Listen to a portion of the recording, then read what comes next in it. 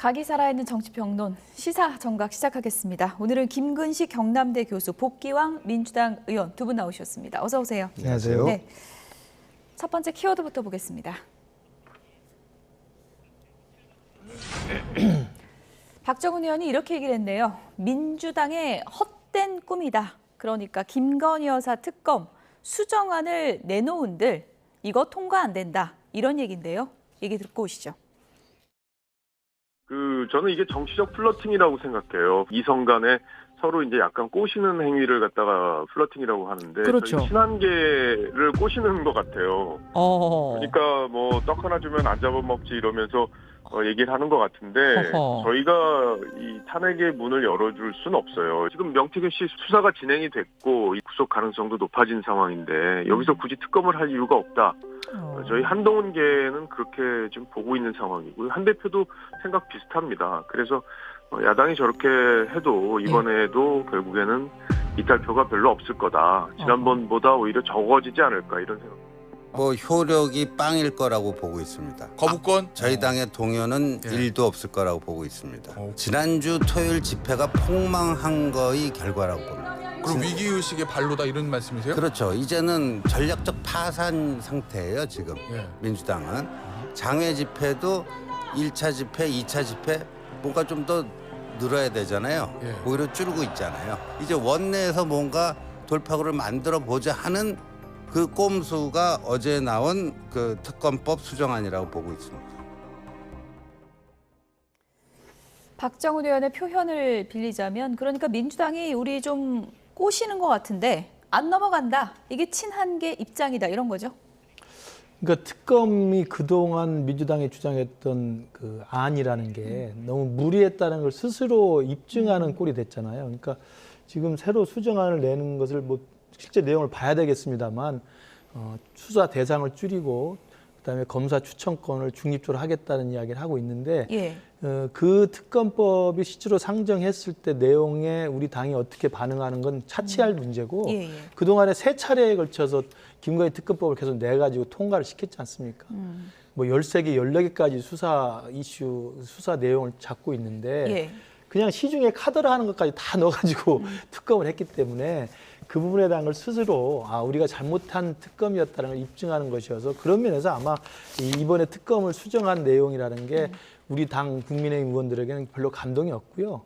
저는 여기 복귀하는 분이 계십니다만 예전에 우리가 야당일 때 문재인 정부 때 특검 하나 한 게 있지 않습니까? 드루킹 특검. 그때 김성태 당시 원내대표가 그 드루킹 사건이 터지자마자 그걸 하나 집요하게 잡아서 여론을 계속 우리가 타고 가가지고 단식을 해가지고 결국은 얻어낸 거거든요. 그러니까 저는 모르겠어요. 우리 복귀양 의원님 같은 분이 원내 지도부에 계셨으면 달랐을 텐데 특검이라는 건 굉장히 무거운 카드입니다. 진중한 카드예요. 탄핵도 마찬가지고. 그러면 이걸 쓰려면 그동안 계속 준비를 하다가 결정적일 때 하나를 잡고 선택과 집중으로 한 놈만 패는 거예요. 근데 지금 민주당은 22대 국회 한 다음에 너무나 많은 특검을 남용을 해가지고 특검의 그 진중성, 무거움이 사실은 오염돼 버렸죠. 그래서 특검이라는데 별로 사람들이 놀라지도 않아요. 저는 그런 면에서 민주당의 저는 전략이 잘못됐다. 이제라도 반성한다고 생각을 해요. 네. 뭐 단식하라는 건 아니죠. 그런 건 아니고요. 어쨌든 너무 남발했다. 특검을 이런 얘기신데 어떻습니까? 지금 박정훈 의원 표현대로 민주당이 뭐 친한계를 좀 꼬셔볼까 이런 전략은 맞습니까? 그렇게 느끼는 것 자체가 조금 그분들이 뭐 찔리기 때문에 꼬시지 마, 우리 안 넘어갈 거야 라고 하는 것 같고 뭐 탄핵의 문을 열지 않겠다라고 하는 것은 탄핵당할 위험성이 있다. 최혜병 특검과 김건희 특검이 통과될 경우에는 탄핵될 수 있다라는 걱정을 하는 거고 그만큼 그 혐의에 대해서 사실 내용적으로 인정하고 있는 것 아닌가라는 소리로 들리거든요. 그러니까 최혜병 특검 같은 경우에 맨 마지막 세 번째 그 수정안이 뭐였냐면 한동훈 대표가 주장했던 제3자 특검 방식을 그대로 법에 담았어요. 그렇게 수정해서 발의했음에도 불구하고 결국은 약속을 안 지킨 거거든요. 국민에게 거짓말한 것이죠. 그래서 이번에 이제 김건희 특검 같은 경우에도 그동안 우리가 14개 혐의까지도 쭉 혐의별로 나열했다가 이번에는 단순하게 다른 여러 가지 혐의는 좀 줄이고 도이치모터스와 관련된 혐의와 명태균 씨 관련된 선거 개입 혐의 딱 2가지 정도만 명시를 하고 예. 그다음에 또 특검 추천도 똑같이 대법원장이 4명을 추천을 하고 여기에서 국회가 2명을 걸러내고 이 2명을 대통령에게 올렸을 경우에 대통령이 임명하게끔 예. 대통령이 그 임명을 거부할 경우에는 일정 기간이 지나면 연장자가 특검을 하게끔 해서 대통령이 이제 거부할 수도 없게 만들고 제3자라고 얘기하는 대법원장이 추천하게끔 하는 이런 장치로 해서 다시 또 이번에 내겠다는 거예요. 그래서 일방적으로 여당을 배제한 채 특검을 추천한다라는 비판은 이 제3자 특검 방안에서는 이제 성립이 안 되는 거죠. 그래서 저는 그 대통령 지키기, 오로지 잘못을 우리가 감추기 중심으로 여당이 가는 것이 아니라 우려가 되고 의혹이 되는 부분에 대해서는 국민들에게 어떤 방식으로든지 간에 알리겠다. 예를 들어서 최혜병 특검 같은 경우는 도저히 안 되니까 그럼 국정조사로 하자라고 입장을 좀 바꿨거든요. 근데 국정조사조차도 안 된다라고 하면 결국은 은폐하겠다라는 말밖에 안 들려서 전 이 부분에 대해서 그 국민의힘에서 플로팅이라고 이야기하지 말고 예. 그런 부분에 대해서 고민하는 모습을 좀 보여줬으면 좋겠어요. 한동훈 대표가 어쨌든 제일 강조했던 게 이제 국민 눈높이인데요. 독소 조항이 있다고 그래서 이제 그거 뺐는데 그거 자체도 다 안 된다고 그러는 건 아니지 않냐. 민주당에서는 또 그렇게 볼 수 있을 것 같거든요. 그렇죠. 그러니까 앞으로 이번 주 이제 그 14일 날 특검법을 수정안을 제출할 때 그 제출된 내용을 다시 봐야 될 것 같고요. 예.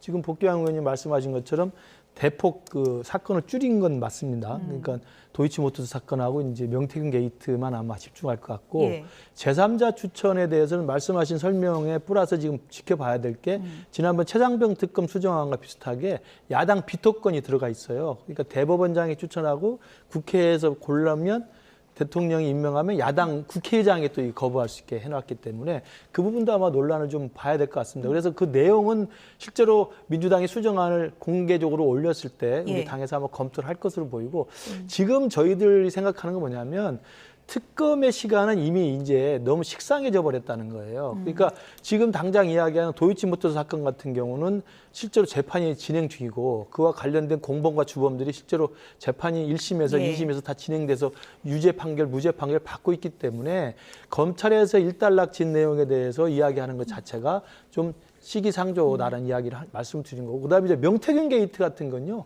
일단 검찰 수사를 봐야 되는 거죠. 이제 검찰 수사가 막 시작돼서 구속영장을 청구한 상태 아닙니까? 그래서 아마도 명태균 게이트가 창원지검의 강제 수사, 구속 수사 이후에 그 결과가 미흡하다. 그러면 사실은 이제 그때 민주당이 국민 여론에 기대서 특검을 요구할 때는 그때 논의를 해봐야 되겠지만 지금은 검찰의 시간이기 때문에 그 부분에 집중할 필요가 있다는 말씀드리고 특히나 시기적으로는 아마 이번 11월은 이재명 대표의 시간입니다. 지난 10월은 우리 당의 내용의 시간이었죠. 네. 우리 당이 유난 갈등으로 힘들었다가 겨우 봉합이 돼서 이제 좀 잘해보자라고 지금 시간을 벌어놓은 상태이기 때문에 예. 11월 달에 특검 공세를 우리가 화답할 이유가 전혀 없다라는 예. 게 아마 전략적 방침으로 알고 있습니다. 국민의힘은 이제 이재명 대표의 시간이길 바라는 11월이고 그렇죠. 민주당에서는 지금 김건희 여사의 시간으로 만들려고 이제 노력하고 있는 그런 상황인데 복귀향 의원께서 뭐 탄핵연대 모임에도 참여하고 이제 계신 상황인데 김건희 여사 특검이 어쨌든 탄핵으로 가는 뭔가 스모킹 건이다 이렇게 판단하기 때문에 민주당이 이렇게 밀어붙이는 거 아니냐 그런 시각도 많거든요. 최혜병 특검도 마찬가지고 왜냐하면 이제 그 용산 대통령실의 개입 의혹이 매우 강하게 일어나는 거 아니겠습니까? 예. 임성근 씨와 그와 관련된 여사와의 관계 뭐 이런 부분까지도 지금 여러 언론에서 나오고 하는데 이렇게 됐을 경우에 이건 탄핵의 불씨가 될 수도 있다라는 것 하나 때문에 최혜병 특검을 거부하고 있다라고 보는 것이고 예.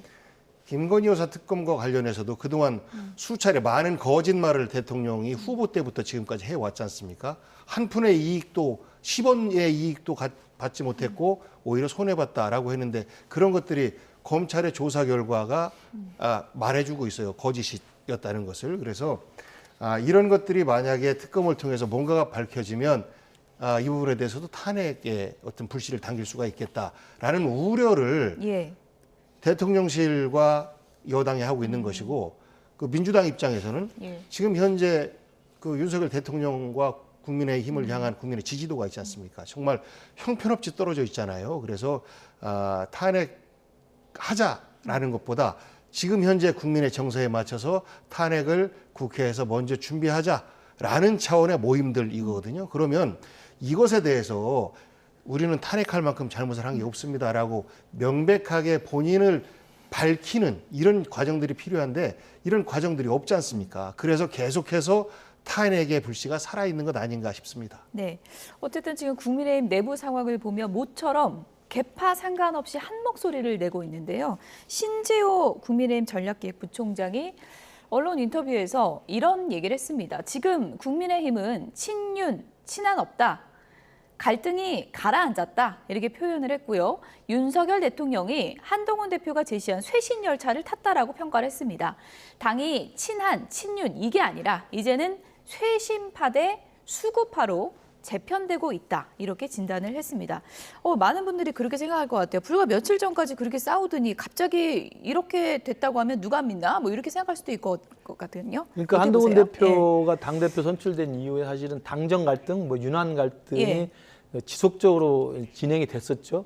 그 정점이 이제 윤한 회동이었고 한동훈 대표가 이른바 김건희 여사와 관련된 3대 해법 그리고 또 이제 윤 대통령의 육성 녹음이 나왔을 때 5대 해법을 제시하면서 사실은 그 정점에 달했다가 저희들은 일단락 됐다고 생각을 합니다. 저도 그래서 페북에 그런 입장을 밝혔습니다만 대통령이 어찌됐든 사과를 했고 그러니까 한동훈 대표가 대통령실이 요구했던 5대 해법 중에 상당 부분은 긍정적으로 화답이 된 거예요. 사과를 했고 김건희 여사 당장 중단이 지금 시작이 됐고 인적 쇄신 시작하겠다고 이야기를 하고 있고 그리고 특별감찰관도 북한 인권재단 이사 추천과 연계하지 않고 진행될 것으로 예상이 됩니다. 그렇기 때문에 대부분 화답을 했기 때문에 두고 보자. 그러니까 뭐 대통령이 앞으로 어떻게 변할지는 이제 봐야 될 문제죠. 그러나 지금까지 그 당정 갈등에서 한동훈 대표가 요구했던 내용은 상당 부분 긍정적으로 화답했기 때문에 한동훈 대표나 우리 친한계나 당내 일각에서도 그런 긍정적 평가를 해주는 겁니다. 그래서 일단은 윤석열 대통령이 변화하고 국정 기조가 쇄신되는지를 보겠다는 거기 때문에 이제는 친한 친윤이 더 이상 싸울 이유는 없는 거죠. 다만 이 상황에서 대통령의 말뿐이고 변하지 않고 뭐 인사쇄신 한다고 그랬는데 또 똑같이 뭐 회전문 인사를 한다든지 아니면 김건희 여사가 또 활동을 한다든지 이렇게 되면 그때 또 어쩔 수 없이 또 요구를 하고 쇄신을 요구할 수밖에 없죠. 그러나 휴전이군요, 휴전. 그렇죠, 휴전입니다. 지금은 지켜볼 시간이고 긍정적으로 변화하기를 기대하고 있는 거죠. 어쨌든 지금 신재호 전략기획부총장은 윤석열 대통령이 쇄신 열차를 탔다라고 표현했거든요. 어떻게 보세요? 그걸 믿을 수 있는 국민들이 있겠습니까? 사과를 했다라고 하지만 무엇을 사과했는지도 밝혀지지 않잖아요.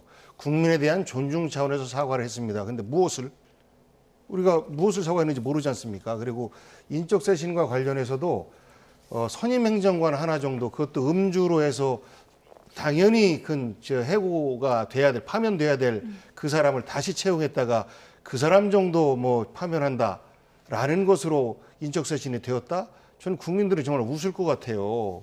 그리고 여사와 관련된 여러 의혹에 대해서도 활동 중지 대통령 기자회견 때 그랬어요. 진작부터 우리는 활동 안 해왔다라고 거짓말 하시지 않습니까? 활동해 왔으면서도. 그러니까 그런 방식으로 가겠다라는 거예요. 바꾸지 않겠다라는 거로 들렸거든요. 그런데 한동훈 대표 입장에서 볼 때는 더 이상 공격하다가는 큰일 나게 생겼거든요.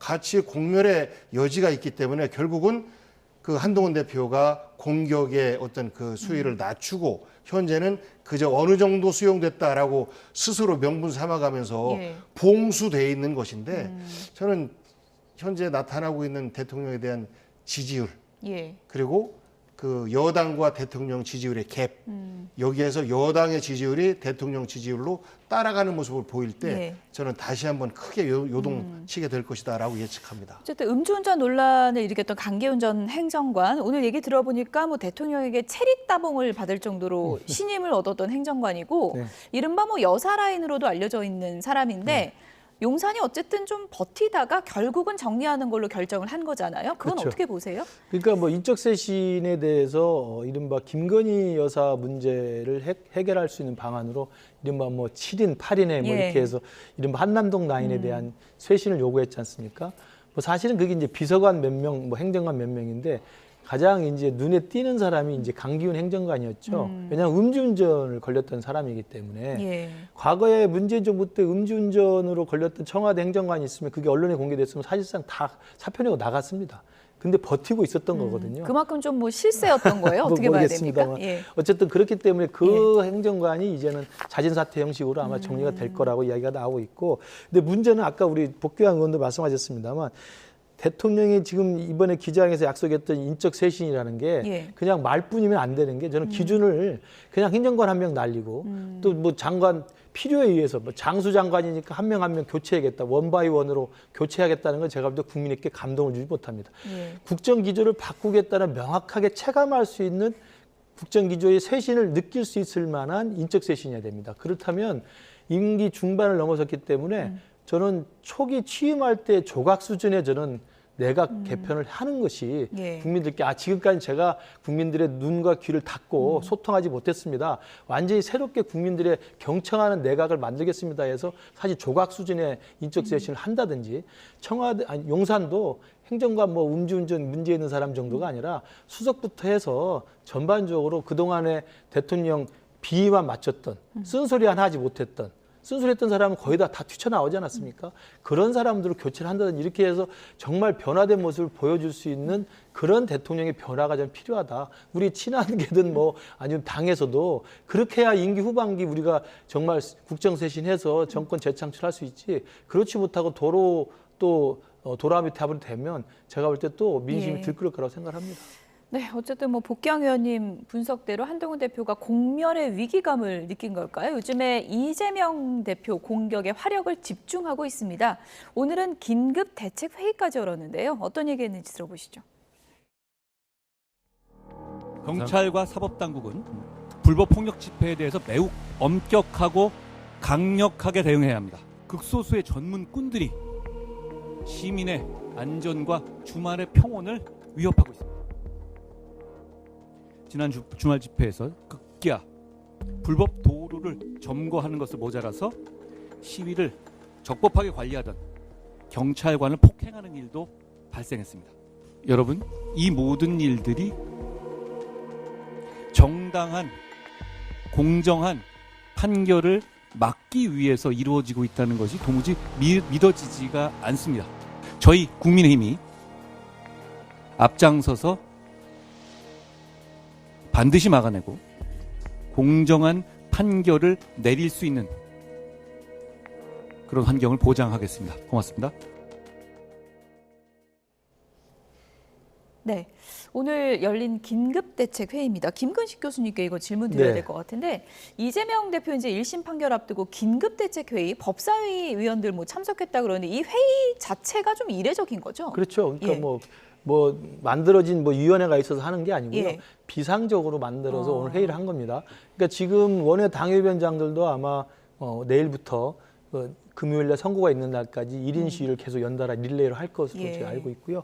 그다음에 지금 법사위원 중심으로 해서 지금 민주당이 이재명 대표 구하기를 위해서 사법부에 압박을 하고 있는 지금 장애 집회에 대한 규탄을 좀 하고 있는 거고요. 제가 아까 말씀드린 것처럼 어찌됐든 윤한 갈등이나 당정 갈등이 대통령의 사과와 변화 약속, 이에 대한 기대를 갖고 지켜보는 걸로 정리가 됐기 때문에 이번 11월은 이재명 대표에 대한 화력을 집중하는 시간으로 정리가 돼 있습니다. 그렇기 때문에 지금 한동훈 대표도 이재명 대표의 이번 선고, 그다음에 25일 선고, 그리고 이재명 대표를 구하기 위해서 172명의 민주당 다수 의원들이 총동원돼서 사법부를 압박하는 듯한 이런 장애 규탄 집회에 대해서는 지금 명확하게 지금 각을 세우고 있는 거라고 보면 될 것 같습니다. 16일에 장애 집회가 예정이 돼 있는데, 이제 한동훈 대표 오늘 주장은 그때 이제 수능이 이제 모레 있고, 그리고 이제 각 학교에서 논술 시험이 치러지는데 거리를 막아서고 이렇게 집회를 하면 굉장히 피해를 주는 거 아니냐, 이런 주장이거든요. 그건 어떻게 들으셨어요? 뭐 일리 있는 말로 들릴 수 있겠습니다만, 실제 논술 전형에 그렇게 많은 사람들이 참여할까요? 여러 전형 중에서 일부거든요. 그래서 이것은 이 집회를 비난하기 위한 어떤 그 핑계에 불과한 것이고, 결국은 여당에서는 이재명 대표에게 벌을 주라고 시위를 하고, 야당에서는 이재명 대표를 거론하는 게 아니고 김건희 여사에 대한 특검법을 통과시켜라 라고 시위를 하는 것이고, 이런 거지 않습니까? 구체적으로 사법부를 겁박하고 압박을 하는 것은 여당이 현재 하고 있는 것이죠. 예. 그래서 저는 여당에서도 그런 행위를 하면 안 된다라고 생각해요. 그런 행위 하지 않으면서 공정하게 판단을 해라라는 입장 정도 밝힌다라고 하면 그건 당연히 할 수 있는 거죠. 근데 시위까지 하고 하면서 사법부를 압박하는 행위를 노골적으로 여당이 한다? 저는 이거는 국민들이 볼 때는 더 문제가 있다라고 느낄 것 같아요. 예. 어쨌든 이재명 대표에 대한 공격에 집중하고 있는 한동훈 대표가 박정희 전 대통령 사진전에도 참석해서 박정희 전 대통령에 대한 이제 얘기도 남기곤 했는데 지금 뭐 당 지지율이나 개인 차기 지도자 지지율이 뭐 수치는 제가 언급하지 않겠습니다만 주춤하다 보니까 보수층부터 내가 제대로 잡아야겠다 뭐 이런 의지가 좀 반영됐다고 볼 수 있을까요? 그러니까 이제 그 예. 대통령 기자회견 이후에 이제 보수 결집이라는 것에 이제 과제를 두고 있다고 생각합니다. 왜냐하면 윤한 갈등 때문에 사실 친윤계 의원들이 굉장히 불만이 많았었고 예. 또 당내 이러저러한 논란과 분란들이 있었잖아요. 또 말이 좀 거칠게 나오고 이제 그런 과정이었지만 어찌됐든 간에 대통령이 신속하게 사과를 하고 바뀌겠다라고 일단 약속을 한 상태이기 때문에 이제는 보수 내부 진영에서는 똘똘 뭉쳐서 이재명 대표의 사법 리스크에 대한 시간이 다가오고 있기 때문에 또 이재명 대표의 이 거대 야당 의석을 이용한 불법적인 장애 집회에 대한 규탄의 목소리로 이제 한 목소리를 내고 있고요. 예. 중요한 건 그러한 보수 결집의 어떤 세를 보여줘야 이 국정 운영의 어떤 동력도 만들 수가 있고 그다음에 이제 지금 한동훈 대표가 윤석열 대통령하고 각을 세우면서까지 계속 요구하고 뭐 갈등으로 비쳤던 가장 기본적인 목표는 뭐냐면 변화해야 산다는 거거든요. 변해야 산다. 그러니까 분열이 문제가 아니라 변화하지 않으면 분열될 수밖에 없다는 걸 보여주는 거기 때문에 예. 변화를 일단 대통령이 받아들이고 했다고 하니 변화를 믿어보고 일단은 이제는 그럼 단합할 때라는 것이고요. 저는 그래서 변화하지 않으면 보수가 공멸할 수밖에 없다는 게 한동훈 대표의 정세인식이고 또 당내 정세인식이기 때문에 그 변화를 믿고 지금은 보수가 대결집에서 민주당 특히 이재명 대표의 저런 장애 집회에 대한 어떤 규탄. 왜냐하면 지금 뭐 남대문에서 모이고 뭐 시청 앞에서 모이고 합니다만 그 국정농단에 대해서 또 뭐 김건희 특검 요구할 수 있습니다. 야당이 집회할 수 있는데 이재명 대표가 주도하는 것에 대해서 국민들이 마땅치 않게 생각하는 거죠. 그러니까 메시지가 문제가 아니라 메신저에 대해서 믿을 수가 없다고 보는 거라고 저는 생각합니다. 예. 어쨌든 이번 주 운명의 시간을 맞게 될 이재명 대표는 SNS에 이런 글을 올렸습니다. 다음 주제 보여주시죠.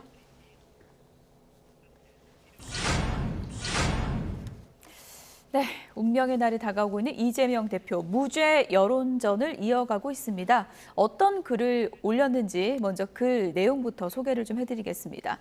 위증교사 1심 재판은 이제 25일로 예정이 돼 있는데요. 이런 글을 올렸습니다.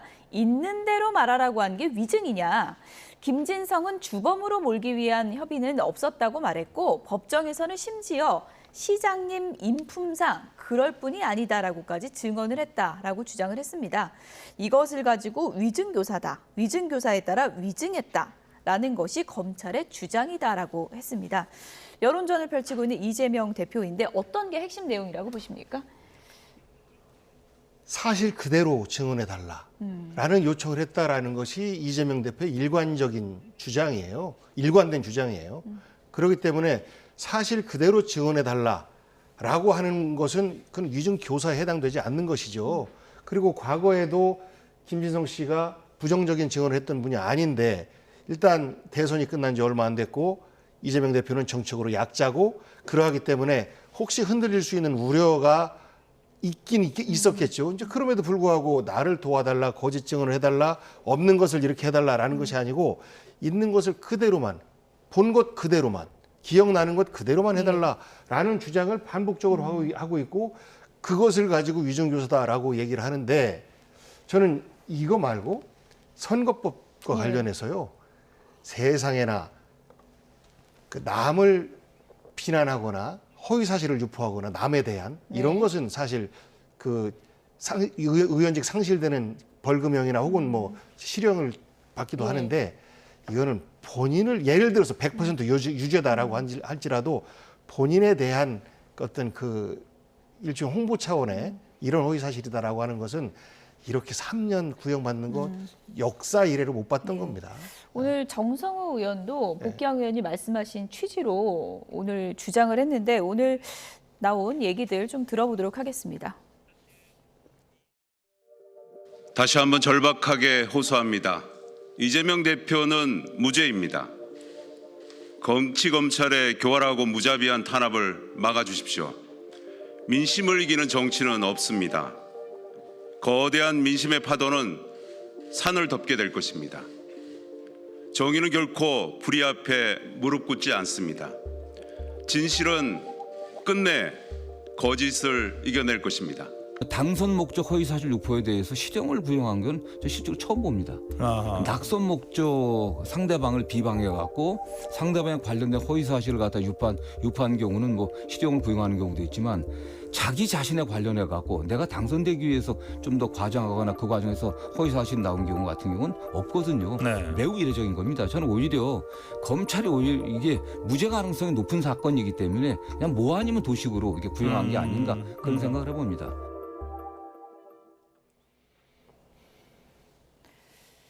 네, 먼저 조금 전에 들어온 내용부터 간략하게 좀 소개를 해드리겠습니다. 윤석열 대통령의 발언이 지금 속보로 들어왔네요. 불법 채권 추심을 뿌리 뽑아야 한다라는 주문을 했다는 속보입니다. 오늘 30대 싱글맘이 사채업자에 시달리다가 어린 딸을 남겨두고 안타까운 선택을 했다는 이 뉴스를 접하고 윤석열 대통령이 주문한 내용입니다. 이 내용을 보고 분노하지 않을 수가 없었다. 불법 채권 추심 행위는 서민의 삶을 무너뜨리는 악질적인 범죄다. 이렇게 얘기를 했습니다. 윤석열 대통령은 검찰과 경찰이 수사 역량을 총동원해서 불법 채권 추심을 뿌리 뽑고 금융당국은 서민 금융지원 정책을 재점검해서 서민들이 불법 사채의 덫에 빠지지 않도록 하라. 이렇게 주문을 했다는 내용이 조금 전에 들어왔습니다. 잠시 뒤에 구체적인 내용 다시 한번 전해드리도록 하겠습니다. 네, 이른바 이재명 대표 지키기에 총력을 쏟고 있는 민주당의 모습을 저희가 이제 목소리를 좀 들려드렸는데 앞서서 이제 말씀하신 거예요. 상대방을 비방하기 위한 목적으로 공직선거법이 문제가 됐을 때는 실형을 받지만 본인의 당선을 위해서 한 거는 실형받은 사례가 많이 없지 않느냐. 이게 민주당의 또 입장인 것 같은데. 한 번도 없다라는 겁니다. 한 번도 없습니까? 한 번도, 한 번도 없다라는 내용이네요. 예. 그 허위사실 공표에 의한 공직선거법 위반으로 이제 당선 무효형도 많이 받고 실제로 이제 100만 원 이하의 벌금으로 또 의원 배지는 또 지키는 형도 많이 나옵니다. 그래서 그건 재판관이 판결할 문제라고 생각이 드는데 왜 그러면 이번에 검찰이 이례적으로 징역 2년이라는 중형을 구형을 했느냐. 그건 정치적 탄압이라기보다는 이재명 대표의 저는 재판에 임하는 태도라고 생각합니다. 여러분 잘 아시겠지만 죄를 진 사람이 검찰이 수사를 해서 기소를 하면 재판장에 갔을 때는 대부분 잘못했습니다. 반성하겠습니다. 이렇게 해서 선처를 요구하는 거거든요. 그러면 양형의 기준에 이제 도움이 됩니다. 그런데 이재명 대표 같은 경우 시종일관 처음부터 끝까지 이건 검찰의 탄압이다. 검찰의 증거 조작이다. 이런 식으로 이야기를 하고 있기 때문에 그리고 재판정에 와서도 사실은 그런 일관된 태도를 유지하고 있거든요. 그러니까 아마 검찰 입장에서는 이건 반성의 기미가 전혀 없는 그러니까 개전의 정이 전혀 없는 그런 이제 범죄 혐의로 보고 중형을 구형한 것 같고 저는 판결문에서 판사가 알아서 판단할 거로 보이고요. 다만 저도 공직선거법보다는 유증교사죄가 훨씬 더 저는 더 심각한 저는 그 결과가 나올 거라고 생각을 해요. 왜냐하면 유증교사죄는 미국으로 치면 이게 사법방해죄에 해당되는 겁니다. 굉장히 중형을 선고받는 죄거든요. 우리는 이제 유증교사로 돼 있습니다만 그리고 또 이재명 대표 주변에 있는 분들 보면 지난번에 확인됐습니다만 김용 부원장이 지금 재판을 받는 과정에서 자기가 뇌물받았던 그 검찰의 그 조서 이 부분을 무력화시키기 위해서 그 시간에 다른 알리바이를 만들어가지고 알리바이를 만들기 위해서 스케줄도 조작을 하고 거기 CCTV까지 있었다고 거짓 증언하고 그렇게 하지 않았습니까? 그래서 실제로 그 유증교사에 동원됐던 경기도의 산하 단체장은 구속이 돼서 재판을 받고 있습니다. 그러니까 유증교사의 굉장히 그 별거 아닌 것처럼 무의식적으로 이재명 대표 주변에 있는 사람들이 그런 생각을 많이 하는 것 같아요. 저는 그래서 이재명 대표가 물론 김지성 씨한테 있는 그대로 말을 해달라고 말을 했습니다만 그래놓고 변론 요지를 보내는 거 그 자체가 사실은 김지성 씨 스스로도 교사를 받아서 유증을 했다라고 법정에서 진술을 한 상태이기 때문에 저는 이 두 번째 유증교사죄에 대한 판결이 이재명 대표한테는 저는 치명적일 거라고 생각을 합니다. 사실 이번 주 금요일에 이제 공직선거법 그렇죠. 1심 선고라서 그와 관련한 얘기인 줄 알았는데 위증교사 관련해서 이제 무죄를 주장하는 이재명 대표 글이 올라왔다는 건 그게 더 유중하게 보는 거죠. 예, 그 1심이 좀 더 본인에게 불리할 수 있다라는 또 그런 반증일 수도 있다. 이렇게 분석을 해주셨는데요. 어쨌든 지금 1심 선고가 이번 달에 이제 2번이 나오고 이제 결과는 저희가 알 수 없지만 어쨌든 결과에 따라 민주당 내부에서 뭐 권력 지형도라 그럴까요? 아니면 비명계라 그럴까요? 그런 뭐 좀 변수가 생길 그런 여지가 있다고 보십니까? 아니면 대법원 판결 볼 때까지는 전혀 변동이 없을 거라고 보십니까?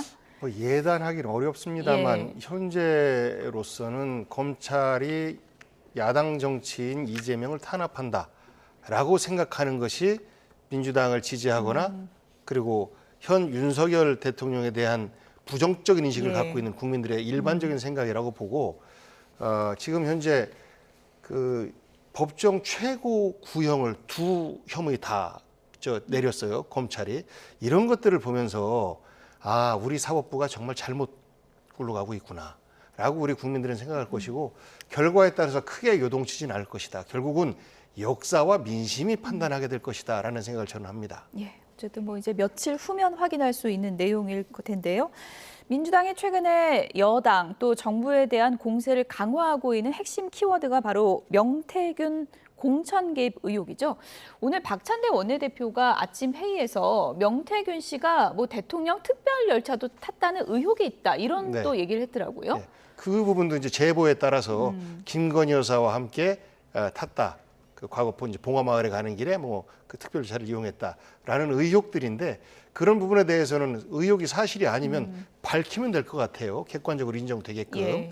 근데 명태균 씨는 사실 중요한 고비 때마다 다 나오고 있어요. 지금 수많은 녹취록이 있는데 그것이 다 명태균 씨 관련된 거거든요. 그래서 저는 이 증거들은 계속해서 나오게 될 것이다라고 생각합니다. 민주당의 이제 공천 개입 의혹과 관련해서는 윤석열 대통령의 이제 육성이 담겨 있는 녹취록을 공개하기도 했는데 명태균 씨의 변호인 측에서 그 녹취와 관련한 추가 내용을 주장했습니다. 어떤 내용인지 들어보시죠. 국민의힘 지도부는 이준석이고요. 네네. 2022년 5월 9일 예. 00시 한 20분에서 한 30몇 분 사이에 예. 그러니까 새벽 밤이에요, 밤. 예. 갑자기 명태균 씨에게 먼저 워딩은 정확하지 않은데 그 윤이 김영선 경선하라는데요. 이런 식으로 문자를 카카오톡을 보냅니다. 국민의힘의 당대표가 하루 앞두고 이게 2022년 5월 10일 9시에 발표 예정이었거든요. 네네네. 갑자기 경선을 하라고 그것도 대통령 당선인이 그렇게 얘기했다고 전화한 거예요. 그러니까 명 씨 입장에서는 갑자기 무슨 말이야 이런 생각이 들잖아요. 하루 네. 앞두고. 네. 다음날 아침에 일찍 좀 신뢰되지 않는 시간 10시에 대통령께 오랜만에 명 씨가 연락도 드리고 메시지도 보내요. 예. 그리고 대통령께서 이제 아마 콜백을 주셨거나 어떻게 전화 연결이 된 것 같아요. 네, 그래서 문제의 그 녹음이 나오는 거예요. 본인은 선거 캠프에서 김영선 의원이가 열심히 했기 때문에 김영선 그냥 주라고 했는데 국민의힘에서 말이 많다. 이런 대화가 나온 맥락이 이준석이 시작한 일이에요. 지금 돌아보면 어처구니가 없는 게 윤석열님 잘 아시겠지만 경선을 하려면요. 아무리 촉박하게 마지막에 결선 투표 경선을 해도 네. 하루 정도는 앞두고 해요. 예. 근데 이건 5월 9일 날 새벽에 다음날 발표 예정인 걸 경선한다고 말을 전한 거예요. 네, 이준석이 악의 축입니다. 악의 축. 진짜 악의 축이 누군지 모르겠지만 어쨌든 명태균 씨 변호인 측에서는 이준석의 악의 축이다. 이준석의 얘기로부터 시작된 내용이다라고 지금 주장하고 있거든요. 이게 어떤 얘기입니까? 그 명태균 씨 변호인을 지금 하고 있는 김소연 변호사가 예전에 우리 당의 당협위원장도 했었고요.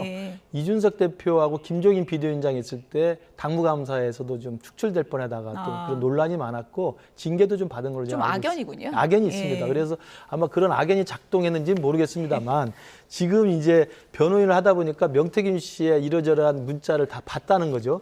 보니까 지금 주장하는 저 내용이 나오는 건데 저는 개연성이 별로 없는 게 저게 그날 새벽에 이준석 대표, 당시 대표죠. 대표가 명태균한테 야 경선한다던데요. 예. 하니까 명태균이 깜짝 놀라서 대통령한테 소통을 했고 대통령이 전화 통화가 돼서 그거 김영선 주라고 그랬다는 그 문제 육성 녹음이 나왔다는 건데 왜 말이 안 되냐면 당대표가 다음 날 이 전략공천인지 아무튼 그 보궐선거에 후보를 발표하게 되는데 그 전날 경선이라고 하는 것을 잘못 알고 있다는 것 자체는 당대표가 허수아비였다는 것밖에 설명이 안 되잖아요. 근데 문자는 본 게 확실한 거 아닙니까? 모르겠습니다. 문자는 뭐 정확한 내용은 기억이 안 나는데 그런 거 했다는 본인은 확신을 하더라고요. 그런 거 했다는 카카오톡 그러니까 문자 봤다고. 저걸 만약에 그런 문자가 있었던 게 사실이라면 저는 오히려 사실에 가까운 것은 그만큼 이준석이 당대표였지만 허수아비였다는 거죠. 실제로 그 당시 6월 선거에 보궐선거에 누구를 공천할지는 사실 잘 몰랐던 것이다. 오히려 그걸 입증하는 게 아닌가 싶어요. 예. 어쨌든 지금 이준석 의원의 입장을 정확히 들어봐야지 저희가 사실관계를 확신할 수 있을 것 같은데 명태균 씨 변호사 주장만 따지고 보면 이준석 당시 대표가 명태균 씨에게 공천의 뭐 하나하나의 결정을 전화해서 다 알려줬다는 것밖에 안 되는데 그건 어떻게 보세요? 김소연 씨라는 그 변호사이지만 과거 정치인 예. 그리고 많은 문제를 야기시켰던 그 저분의 말을 얼마만큼 신뢰할 수 있겠습니까? 저는 뭐 메신저를 전면적으로 부정한다 이건 아니지만 김소연 씨는 이준석과의 어떤 악연 속에서 의도적으로 좀 이준석을 공격하고 있는 것이고 이준석 때문에 이런 말이 나왔다라고 이준석 핑계를 대지만 그런 말이 나온 것 그 자체, 그 자체에 대한 문제의식을 못 갖고 있는 거 아닙니까? 적절하지 못한 거죠. 예. 어쨌든 뭐 악연에서 비롯된 악의 축이라는 발언인지 뭔지 저는 잘 모르겠지만 이준석 의원의 또 입장이 나오면 저희가 또 반영해서 전해드리도록 하겠습니다. 지금까지 김근식 경남대 교수, 복기왕 민주당 의원 두 분이었습니다. 고맙습니다. 네, 고맙습니다.